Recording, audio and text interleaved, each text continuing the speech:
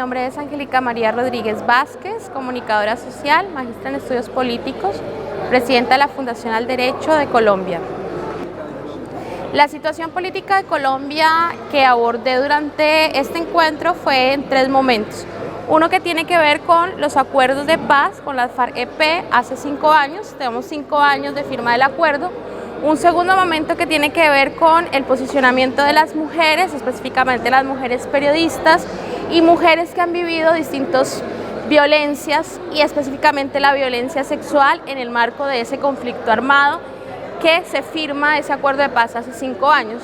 Y un tercer momento muy importante que tiene que ver con la coyuntura actual y es el movimiento que se ha generado a partir de la protesta social que inicia el 21 de noviembre del 2019, que tiene un segundo momento en octubre del 2020 y que se estimula y se fortalece a partir del 28 de abril de este año a la fecha, lo cual ha dejado un movimiento de protesta ciudadana nunca antes visto en Colombia durante más de 100 días, generada además por una represión policial extremadamente difícil y que hoy en día está dejando, además de los muertos por las protestas, desde las lesiones oculares, estamos hablando de más de 4.000 violencias policiales sobre la ciudadanía, sobre la sociedad civil, deja 269 jóvenes, hombres y mujeres jóvenes,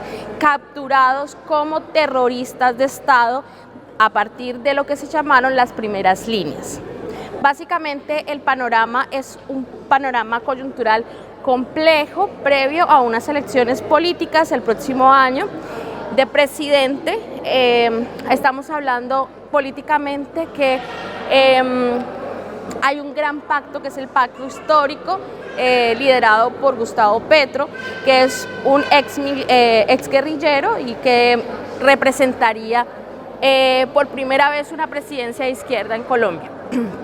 Eso por un lado, pero también hay un surgimiento de más de 70 posibles candidatos presidenciales a partir de lo que ha sucedido con este último presidente elegido por el Centro Democrático y por su fundador, el expresidente Álvaro Uribe Vélez, que históricamente ha estado relacionado con las autodefensas y los paramilitares en Colombia y que de sus 2 periodos de gobierno dejó 6.402 casos de juicios los mal llamados falsos positivos, ¿cierto? Que son estas acciones extrajudiciales o asesinatos extrajudiciales por parte de agentes del Estado.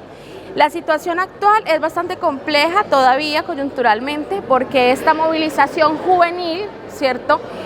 Digamos, está siendo acallada no solo con la represión policial, sino por las mínimas condiciones en términos de educación, de salud, de participación política. Durante todas estas movilizaciones el gobierno no quiso negociar con la juventud de estas, pues como hablaba de las primeras líneas, pero tampoco de los sectores organizados, tampoco de los sindicatos ni tampoco de otros espacios. Así que bueno, ya en lo que tiene que ver con la participación política de las mujeres, en este mismo marco ha surgido en ese pacto histórico, por ejemplo, el caso de Francia Márquez, que es una lideresa. Tenemos que contextualizar también que en este periodo de los últimos 5 años se han asesinado a 1.270 líderes y lideresas de derechos humanos en Colombia y más de 300 firmantes de paz también han sido asesinados selectivamente. La participación de Francia Márquez como una mujer afro, joven, defensora ambientalista de derechos humanos en este gran pacto histórico es muy importante. Representa el empoderamiento de muchas mujeres que han tenido que vivir en carne propia lo que ha significado no solo la guerra, sino el empobrecimiento y específicamente su historia, que es la de una mujer adolescente joven que embarazada tuvo que trabajar en las minas y que pudo llegar a estudiar y ser abogada y que se convirtió en lideresa ambiental. La conocimos porque se ganó un premio en España, si no, digamos, no habría sido, como dice ella, alguien. Así que el empoderamiento de las mujeres, por ejemplo, en representación de ella, También detrás hay un partido que se llama Estamos Listas, que son mujeres feministas que van a poner mujeres en el Congreso feministas. Adicional a eso estamos hablando de 9 plataformas de mujeres que hicieron incidencia en lo que fueron los acuerdos de paz con una mesa técnica de género. Las organizaciones de mujeres han resistido al conflicto armado de Colombia y de alguna manera son quienes construyen actualmente el tejido social de nuestro país. Hacen la memoria, la historia, hacen la verdad, buscan la justicia y de alguna manera trabajan por la reconciliación y la paz en Colombia. Para este año tuvimos 525 feminicidios en Colombia, quiere decir, doblan los feminicidios en Argentina, que se supone que es una tasa muy alta en América Latina.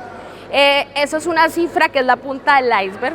Entonces la violencia basada en género y de los cuerpos feminizados, pero no solo con las mujeres, sino con toda la comunidad diversa, mujeres trans, que han vivido también no solo que el resultado del conflicto, sino la cotidianidad de las violencias del patriarcado mismo.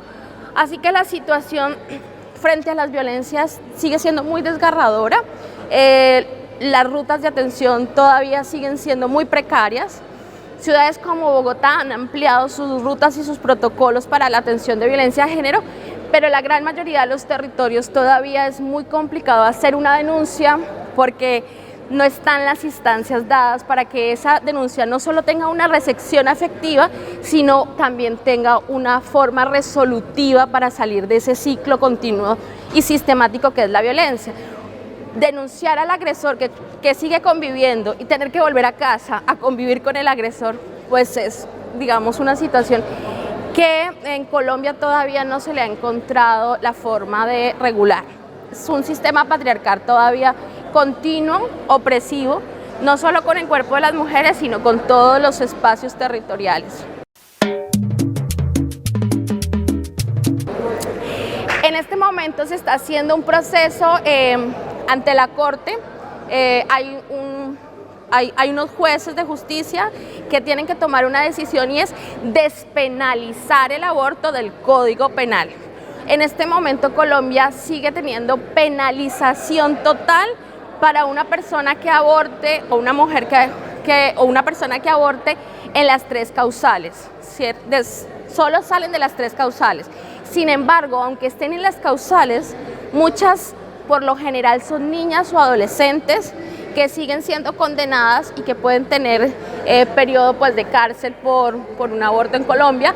Adicional, el número de mujeres, niñas y adolescentes que fallecen en estos espacios donde no hay las condiciones y que los abortos obviamente son clandestinos.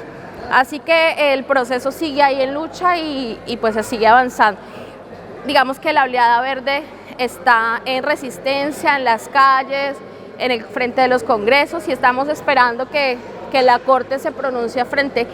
Además porque hay un grupo muy específico que ha levantado un informe general de más de 1000 casos de mujeres en distintas situaciones que han tenido o que deben abortar y que son casos que legalmente, digamos, tienen vacíos jurídicos y que solo la legalización del aborto podría, digamos, protegerlas, salvarlas y darles también una continuidad de una vida libre de violencias.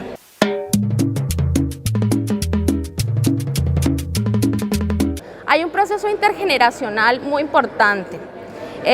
Obviamente estamos hablando de las feministas más radicales que se fortalecen o inician desde los 80, como Florence Thomas y digamos toda su escuela de ese feminismo más radical, hasta estas chicas que son mucho más jóvenes y que hoy en día están liderando la despenalización del aborto. En la despenalización del aborto, que es un caso digamos emblemático en este momento en Colombia, puedes encontrar de todas las edades, de todas las generaciones y de todas las orientaciones sexuales, no solo mujeres heterosexuales, bisexuales o lesbianas, en conjunto, también inclusive en términos religiosos. Tenemos una organización muy importante que es Católicas por el Derecho a Decidir, que también ha hecho una incidencia muy importante en este informe que se generó y que la Corte está estudiando en este momento con estos casos.